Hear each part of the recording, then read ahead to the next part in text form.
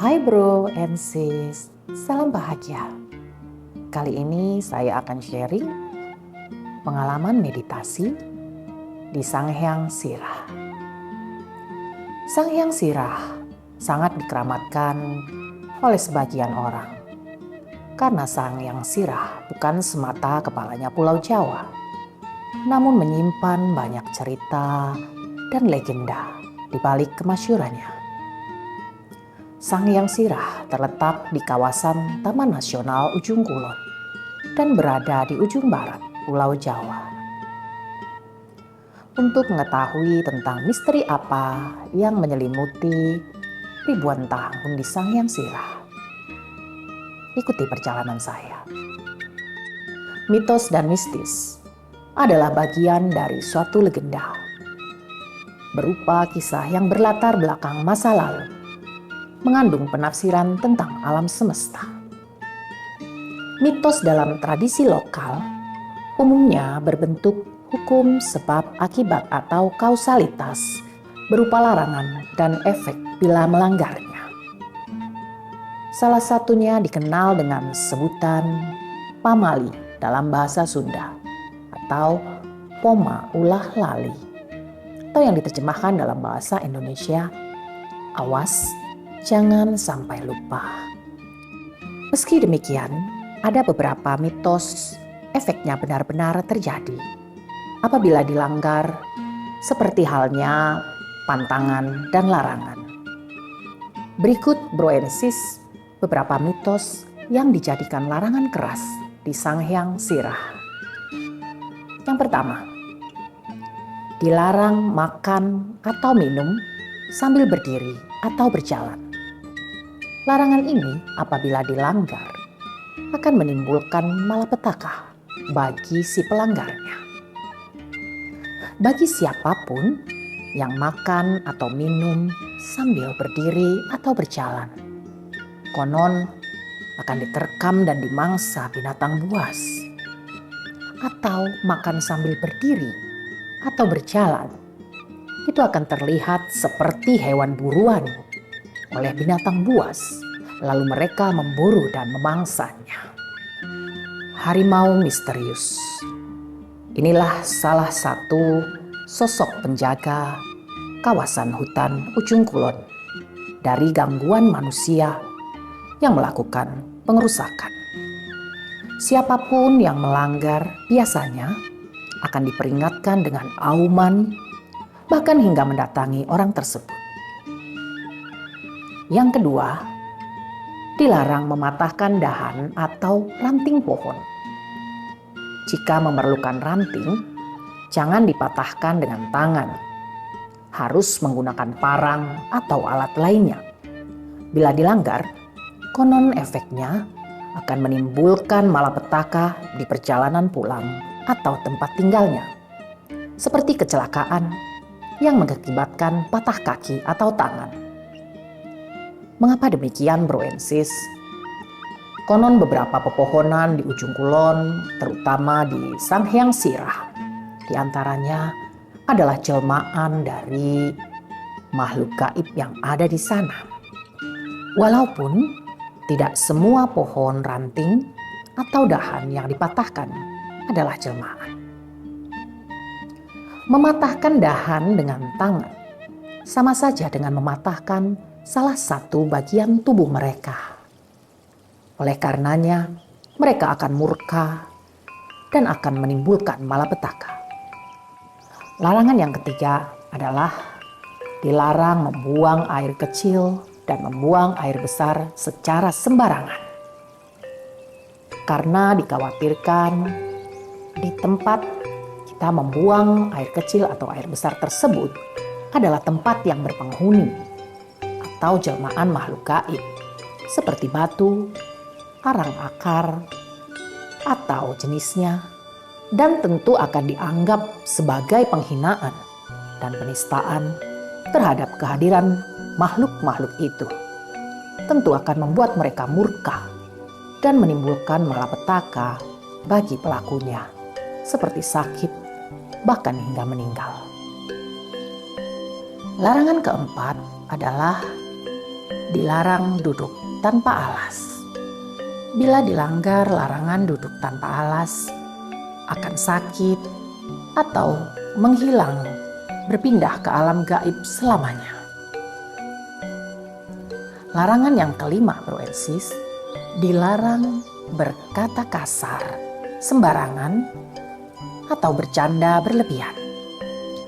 Kawasan Ujung Kulon, terutama Sanghyang Sirah, diyakini sebagai tanah bertuah dan sakral. Oleh karenanya, perlu menjaga adab dan kesopanan dalam bertingkah laku dan berucap. Dalam mitosnya, berkata kasar, sembarangan, dan bercanda berlebihan, seperti halnya pepatah, mulutmu adalah harimaumu. Maka hal-hal buruk dan tak pantas dikatakan oleh seseorang, suatu saat akan terjadi dan dialami sendiri oleh orang-orang tersebut. Larangan keenam, dilarang menyebut nama buaya. Masyarakat sekitar Ujung Kulon percaya menyebutkan nama buaya bisa membuat predator perairan tersebut tersinggung, lalu mendatangi orang yang menyebutnya, sehingga dikhawatirkan membahayakan manusia. Larangan yang ketujuh adalah dilarang pergi ke sembarang tempat tanpa izin dari kuncen. Setiap pengunjung Sanghyang Sirah harus meminta izin kepada kuncen atau para pemandu apabila hendak bepergian, apalagi memisahkan diri dari rombongan. Karena ada keyakinan masyarakat sekitar bahwa Sanghyang Sirah adalah sebuah tempat di mana alam nyata dan alam gaib seringkali menyatu atau bersanding. Oleh karena itu, dilarang berpergian sendiri, khawatir akan hilang dan masuk ke dimensi lain atau ke alam gaib. Hal itu secara logika dapat kita pahami, karena Sanghyang Sirah berada dalam kawasan Candra di Muka yang sangat luas dan memiliki hutan yang masih alami dan lebat. Nah, Bro and Sis, itulah larangan-larangan yang harus dipatuhi saat kita berkunjung ke Sanghyang Sirah. Karena sebagaimana saya kemukakan di awal tadi, bahwa mitos lokal timbul dari hukum kausalitas ataupun sebab akibat, ataupun larangan dan efek, di mana larangan tersebut apabila dilanggar akan menimbulkan akibat. Nah, Bro and Sis, bicara pengalaman pada saat meditasi di kawasan Sanghyang Sirah, ada berbagai hal yang sulit untuk dinalar ataupun dirasionalisasi. Ada beberapa kejadian, Bro and Sis, yang saya alami bersama rombongan saat berkunjung ke Sanghyang Sirah untuk melakukan meditasi. Saat itu, saya bersama rombongan lebih kurang 15 orang. Kita berangkat dari Sumur, yaitu suatu daerah di Ujung Kulon yang berada di pinggir laut, di pinggir Samudra Hindia. Sebelum berangkat ke Sanghyang Sirah, kami dan rombongan memberitahukan maksud dan kedatangan kepada kuncen ataupun orang yang biasa mengantar apabila ada pengunjung yang akan pergi ke Sanghyang Sirah. Tidak banyak orang yang datang ke Sanghyang Sirah karena memang medannya lumayan berat, Bro and Sis. Ketika kami memberitahukan, ada beberapa hal tadi yang saya bilang agak sulit dinalar, Bro and Sis. Ketika kami memberitahukan maksud kedatangan, pada saat itu saya dikabari bahwa kondisi di sana sedang ada angin barat. Dan juga di dalam aplikasi dilihat bahwa dalam 2 minggu terjadi badai yang cukup keras. Sehingga mereka sempat ragu untuk menerima kedatangan kami.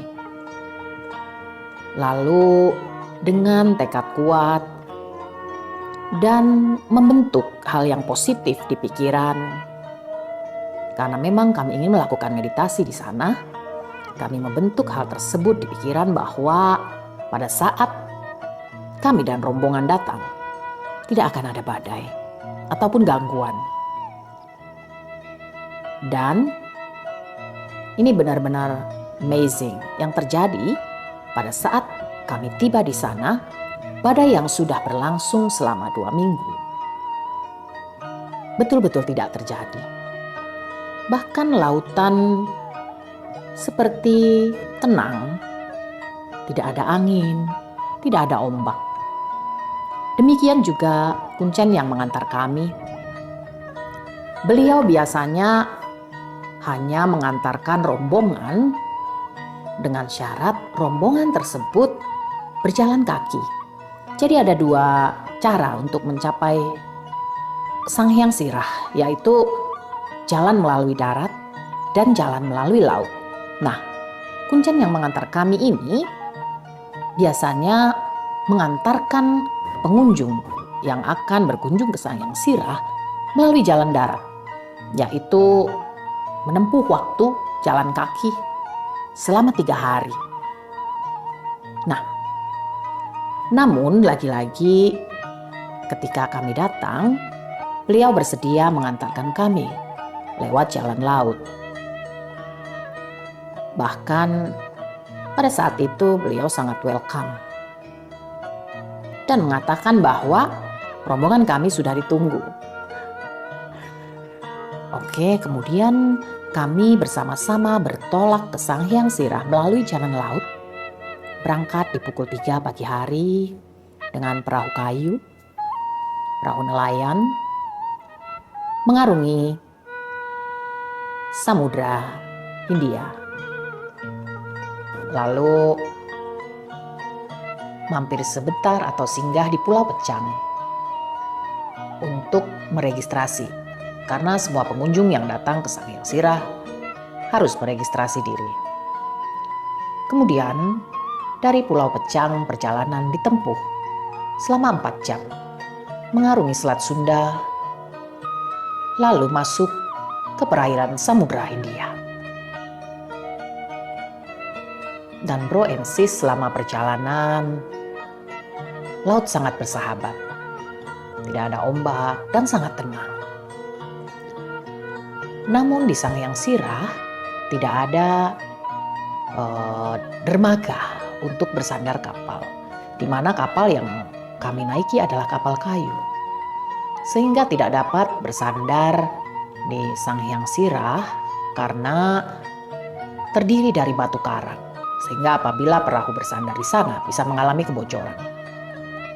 Untuk dapat turun dan mencapai tepian Sang Hyang Sirah, kami kemudian menaiki skoci, Bro and Sis, di mana skoci tersebut berasal dari tong yang dibelah dan hanya bisa dinaiki oleh 1 orang atau 2 orang. Dan untuk menaiki skoci tersebut, kami harus menunggu ombak dalam kondisi tenang di tepian. Karena jika tidak, skoci akan terbalik dan menghantam batu karang. Jadi memang sangat ekstrim perjalanan yang saya dan rombongan lakukan kali ini. Setelah kemudian menaiki skoci dan mendaratkan kaki di batu karang, lalu saya mulai mendaki dan menginjakkan kaki di daratan hutan Sang Hyang Sirah. Hutan tropis yang sangat lebat, di mana sinar matahari tidak bisa menembus pepohonan ataupun dedaunan yang sangat lebat. Lebih kurang 4 jam kami mengarungi selat dan samudra. Kemudian melanjutkan perjalanan melintasi hutan tropis tanpa ada cahaya yang bisa menembus pepohonan atau dedaunan. Kami menempuh perjalanan selama 2 jam dan tibalah di Goa Sanghyang Sirah. Goa Sanghyang Sirah adalah tempat petilasan Prabu Siliwangi. Setelah tiba di sana, kami dengan dipandu Kuncen melakukan meditasi di dalam gua yang sangat hening dan aura magis sangat terasa di tempat itu. Juga energi yang luar biasa sangat terasa di Goa Sanghyang Sirah. Ada beberapa kejadian kembali yang jika kita tidak mengalami sendiri, mungkin akan sulit mempercayai kejadian tersebut. Saya dan rombongan kemudian masuk ke Goa Sanghyang Sirah dan melakukan meditasi. Pada saat kami melakukan meditasi, kami merasakan angin yang sangat besar dan dingin seperti salju. Pada saat itu saya pikir saya sendiri yang merasakan, tapi ternyata beberapa anggota rombongan yang ikut bermeditasi dengan saya yang berada di belakang saya ikut merasakan hembusan angin yang luar biasa, keras dan dingin seperti salju. Dan uniknya Bro and Sis, saat kami selesai melakukan meditasi, tidak ada angin lagi. Angin tersebut berhenti. Jadi saya berpikir positif saja bahwa ini adalah blessing. Nah, beberapa kejadian juga dialami oleh rombongan yang saya pimpin saat bermeditasi di Sanghyang Sirah ini. Ada beberapa anggota rombongan yang menjelajahi tempat-tempat tanpa seizin Kuncen. Pada saat itu saya memanggil dan memperingatkan. Nah, kemudian saat kita pulang, saat rombongan pulang, beberapa anggota rombongan memisahkan diri. Nah, dan Bro and Sis, ini betul-betul terjadi, tadi dilarang untuk memisahkan diri. Karena Sanghyang Sirah adalah dua alam yang menyatu. Situ ada alam nyata dan alam dimensi lain. Dan kita bisa merasakan energi yang sangat kuat di situ. Nah, pada saat rombongan memisahkan diri, saya kemudian meminta pemandu untuk memanggil seluruh rombongan yang terpisah tersebut untuk bergabung kembali bersama kami. Dan saya menunggu lebih kurang 2 jam untuk rombongan tersebut dapat bergabung. Nah, disinilah kejadian-kejadian yang sulit dinalar terjadi. Salah satu yang memisahkan diri, yang menceritakan bahwa ketika ia memisahkan diri dari rombongan, ia merasakan ketakutan karena seperti ada auman suara harimau di telinganya. Kemudian satu anggota lagi yang memisahkan diri. Dia kehilangan kacamatanya dan berulang-ulang mengitari tempat yang sama di batu di pinggir pantai, tempat ia meletakkan kacamata. Tapi anehnya Bro and Sis, kacamata itu tidak pernah ketemu. Dan saat kemudian saya memanggil anggota rombongan ini untuk bergabung bersama rombongan setelah 2 jam kita cari, anehnya Bro and Sis, kacamata itu ada di atas batu yang tadi sudah dicari berulang-ulang di tempat yang sama. Kemudian salah satu anggota rombongan juga ada yang melanggar larangan, yaitu membuang air kecil. Membuang air kecil ataupun air besar di Sanghyang Sira haruslah dilakukan di tempatnya. Namun, anggota rombongan ini karena sudah berjalan memisahkan diri cukup jauh dan tidak bisa menemukan tempat untuk membuang air kecil, maka ia berpikir bahwa ketika dilarang membuang air kecil di daratan yang dilarang, dia pikir dia bisa membuang air kecil di laut. Setelah ia membuang air kecil di laut, maka yang dialami adalah ia kemudian merasa mengantuk dan terduduk di batu kurang lebih hampir 2 jam, dan ia merasakan dirinya sedang berjalan-jalan, dan saat ditemukan oleh Hun-sen dan dibangunkan, ia merasa bahwa dirinya tadi sudah berjalan dan ditinggal oleh rombongan. Nah,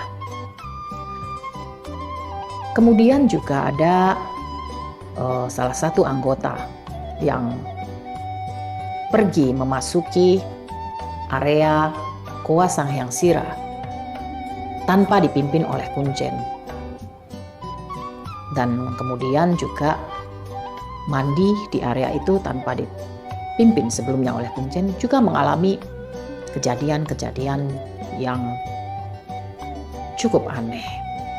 Yaitu diantaranya yang bersangkutan terjatuh dan mengalami luka yang lumayan berat. Namun saat ini sudah sembuh dan menjadi lebih baik. Jadi Bro and Sis, ternyata larangan-larangan yang ada di Sanghyang Sira memang betul-betul menimbulkan efek ketika dilanggar.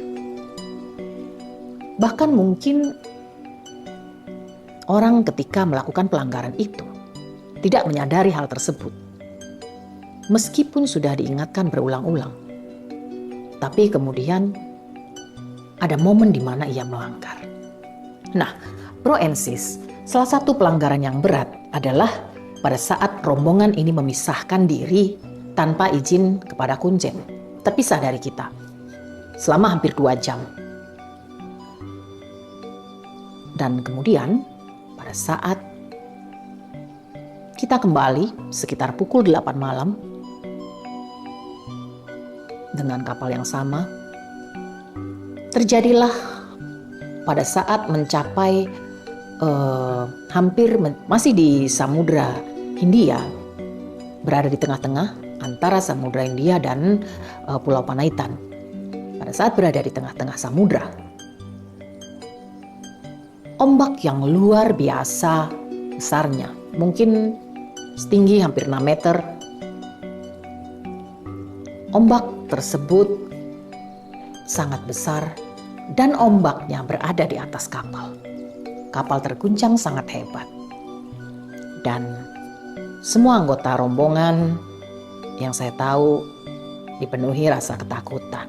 Namun saya selaku pemimpin rombongan Bro and Sis bermeditasi dan menenangkan diri sehingga anggota paling tidak merasa tenang, dan juga lautan yang sebelumnya bergejolak menjadi lebih tenang.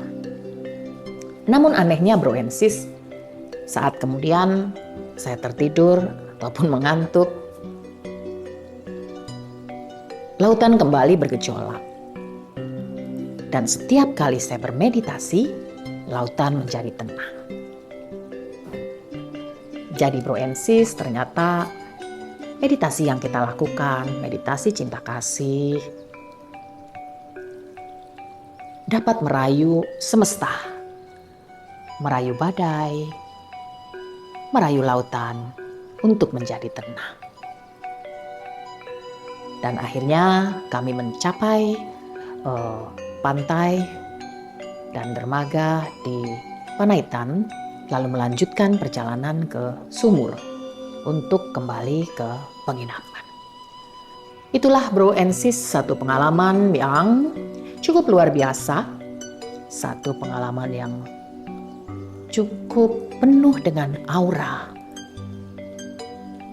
mistis dan juga sakral dari perjalanan kami ke Sang Hyang Sirah. Salam bahagia.